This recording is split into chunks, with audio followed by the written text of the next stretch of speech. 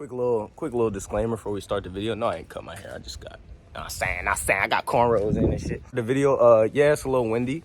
Okay, my fault. I'm gonna get a little wind muffler. But for this video, you know what I'm saying, deal with it. It's just, it is what it is. You got a problem, jump in the pool, because I don't really give a fuck. Okay, enjoy the video, guys. Took me a while. What's good, guys? What's good, fam? How y'all doing, man? Good, I hope, since my last video. This video is a couple years overdue. It's just, it's been hard these past couple years, dog. Like, for real. So let me enlighten y'all a little bit on what's been going on. So, you know, got back from LA a couple days after school started. You know, excited to go into senior year. I hadn't been to school since sophomore year. I done grew 6 inches, but I was excited to, you know, just see people I haven't seen in a while and meet new people, because, you know, I knew that I was out of school for a year and a half, so there would definitely be some new faces. Didn't go that way. It was pretty ass, if I'm being honest. You know, first love, which means first heartbreak. You know, I did not take that well at all. It took me quite a while to get over that, but, you know, eventually I did. This year was my first year playing basketball on the team. Barely even played. Our record was horrible. Like, I don't even remember what it was, but I just remember, like, I did not fuck with that team. They fuck with the coach, you know, some people on the team. Things happen, but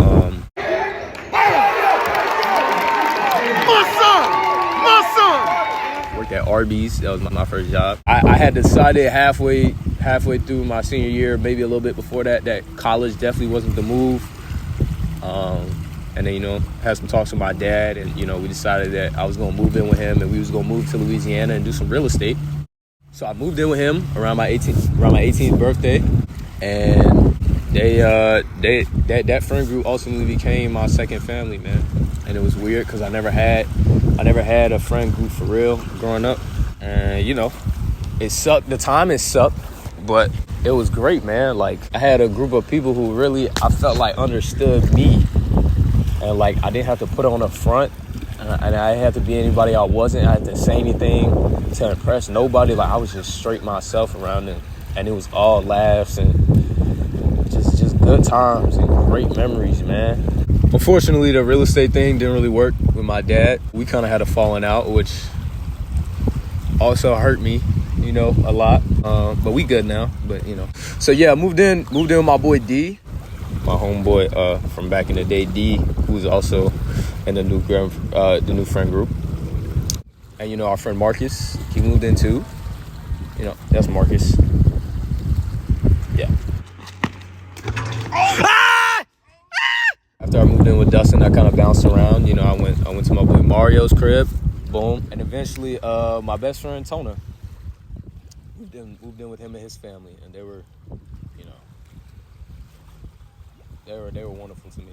I'm eternally grateful for all y'all, man. Miss Becky, D's mom, I'm Crystal, Jada, my boy D Menace, and then Tona's family. You know, my dog Ferris. It's Ferris right here. After Tona, I moved in with my grandma, and now college. So, in the last 2.5 years, I moved 7, 8 times, and, you know, the memories I made with that friend group will absolutely last me a lifetime. And it wasn't until recently that I had to start doing some self-reflecting, and I realized that it was time to grow away from some of them, because it was just the time, you know. Along with losing 2 of my first cars, you know what I'm saying, being around these niggas, there was an incident a few months back, and it caused a rift in the friend group. You know what I'm saying? Some niggas was picking sides, some niggas didn't. But the situation was pretty serious, and it wasn't nothing that was just gonna blow over. And I ultimately ended up picking a side because I felt that's what was right. Not too much on the details. It's not something I want to go in depth about at this moment.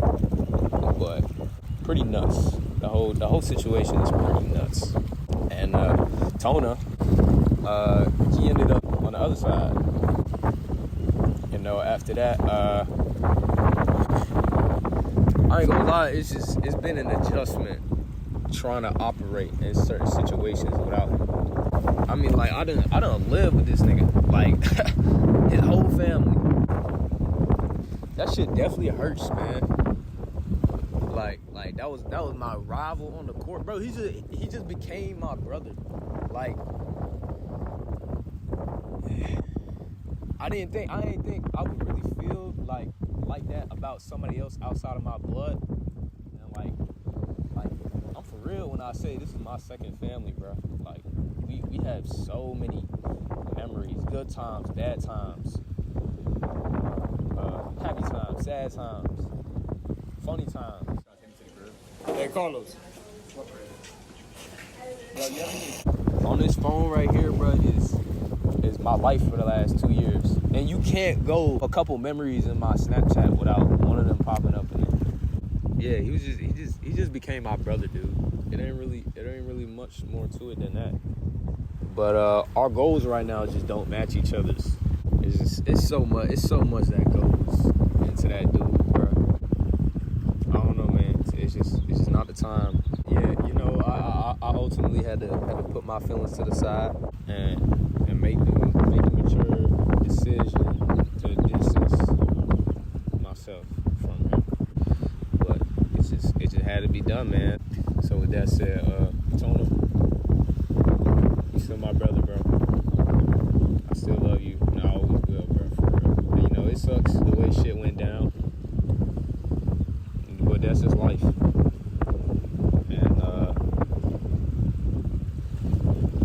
hope we can come back together one day, man. I miss you, dog. I love you, for real. So yeah, that's where I've been at the last 2 years. That's what's been going on in my life and things of that nature. You feel me though? It really showed me that there's people out there that will just accept you for you. It's not that some people aren't for you, nigga. Most people aren't for you. Most people don't fuck with you. But life is not about worrying about them. It's about worrying about the ones that's gonna have your back no matter what, love you, and not just say it, but show it. And the people that just want to see you do the best, man. Because we don't got no motherfucking time for them other niggas, man. We don't. And that's that, nigga. I stand on business, nigga. That's that. No bullshit. But yeah, man. Thank y'all for joining me today. It's been your boy Key. And we out this bit.